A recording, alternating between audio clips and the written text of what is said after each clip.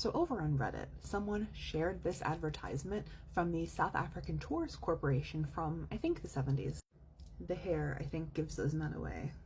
And the way this advertisement talks about the history of South Africa and the United States floors me. Steep yourself in a history that's not so different from that of the United States. Okay, you want to play that game? Hi, I'm Angela. I have a PhD in history, I'm a professor, and I wrote a book on slavery. Let's go. So I was actually in South Africa last month for work. There's me in Nelson Mandela's jail cell. And I had some time to check out their very American history everywhere you look, basically, in Cape Town, right? So let's dive in fact. I'll give you a 5-parter. First, we talked about indigeneity. Secondly, we of course looked at slavery, a main historical sharing point that we have.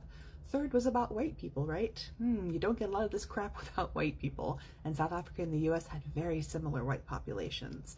And today is number 4, so we're going to look at the civil rights movements of both nations. So both nations underwent really brutal civil rights movements, where countless Black people and others lost their lives fighting for some semblance of equality after centuries of oppression. I had to start labeling the photos because honestly, they looked incredibly similar. So just like in the US, membership in certain racial groups affected people's quality of life and the rights that they were able to enjoy. Just like in the US, segregation laws, we called ours Jim Crow, they called theirs apartheid, prevented most blended families and meant that non-whites had to make do with lesser accommodations. Neither the US nor South Africa had separate but equal in reality, just in name.